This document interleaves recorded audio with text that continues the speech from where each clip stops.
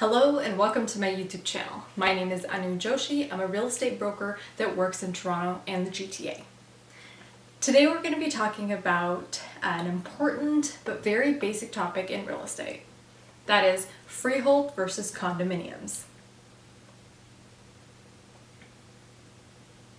Now, when we think of a condominium, or condo for short, most buyers in the marketplace automatically go to visions of these large, beautiful skyscrapers that line the Toronto skyline. Although they're not completely wrong, condominiums are actually not a type of building or structure, rather a type of ownership. So when we're talking about freehold versus condos, we're actually talking about the structure of the ownership, not the physical structure. So let's go into a little bit of detail about each of them. What's a freehold? What does freehold ownership mean? So freehold ownership, in its most basic explanation, means that the owner of that property owns the land and all the structures or improvements that are on the land. So we can think of, as an example, a grandma's house, right? You're thinking of the typical white picket fence and the sole detached structure, typical house that you would see in the movies or the books. It's probably, most likely, a freehold property, meaning grandma owns the land, the beautiful 30 by 100 foot lot, and the house that sits on top of it. She owns it in its entirety, she pays property taxes, she pays all the utilities, etc., etc. So she owns the land and the structures in their entirety. Now, what is a condominium in terms of ownership? A condominium basically means that the owner does not own the land that the condo sits on, but they own a unit in the condo. So the most prevalent example that we have is the condo buildings. For example, all over downtown Toronto, you have all these buildings. In the buildings you have units. So on each of the floors you have separate apartments.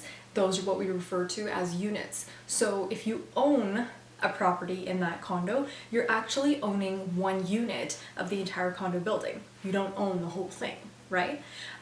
Also, somebody has to own the land that that condo sits on. So that's not an individual unit owner that owns that entire land. The unit owner owns their unit and a proportionate share of the land that the condo building sits on. So when you ask a big question about property taxes, do I have to... Okay.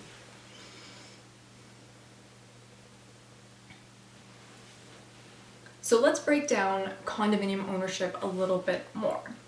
So in condos you have the units, which are the individual apartments, with the closed door that goes into the hall. So that unit in its entirety is the unit owner's unit. So they own that unit. They also own, like I mentioned, a proportionate share of the common elements. So the common elements are a really huge part of condominium ownership, right? If we quickly jump back to a freehold, if grandma's house had a pool, it was on grandma's land and grandma would own the entire pool, right?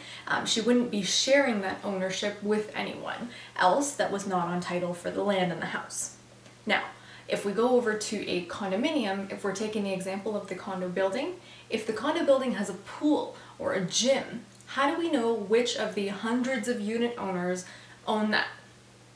So, it's not one particular unit owner, obviously, that owns those, and it's also not the condo corporation that owns the common elements.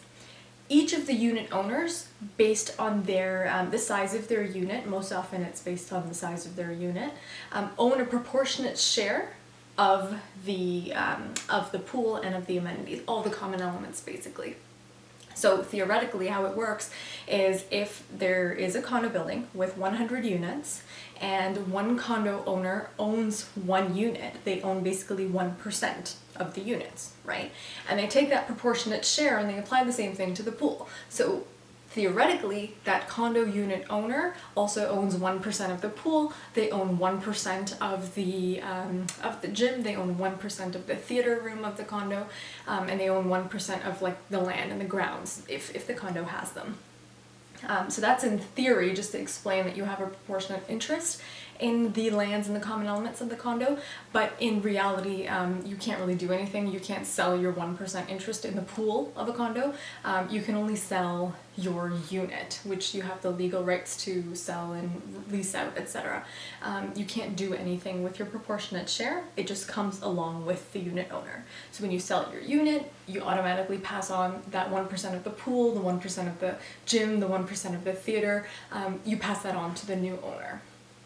Independently, there's nothing to be done with that proportionate ownership. So that is the big difference between freehold ownership and condo ownership, and basically how it works. Now, I do also get a lot of questions once people understand that condos are a type of ownership, not a type of, building. Are there other types of condominiums? Yes, there are.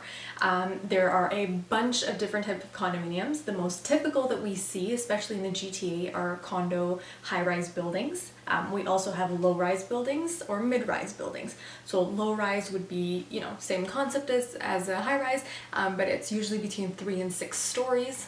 A mid-rise would be anywhere between 6 and 12 stories, and typically a high-rise is considered anything with 12 stories or more. So those are the type of buildings that can come in condos, and the structure would be the same as I explained. You own your unit, and then you own a proportionate share of any common elements. Now, we do have some other types of condos. You can also have a detached condo, a semi-detached condo, a condo townhouse. You can actually even have vacant land condos. There are also commercial condos. So when you see plazas, oftentimes the entire plaza is a condominium corporation, and individual business owners own the units that are the shops basically in that plaza. So there are a whole bunch of different types of condos, but we will cover more detail about that in the next video.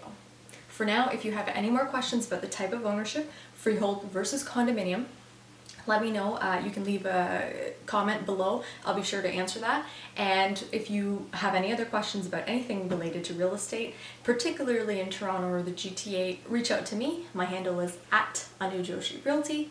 In the meantime, if you thought this video was helpful, please share it with anyone that you think may benefit. Subscribe, hit that like button, and I'll see you guys on the next video.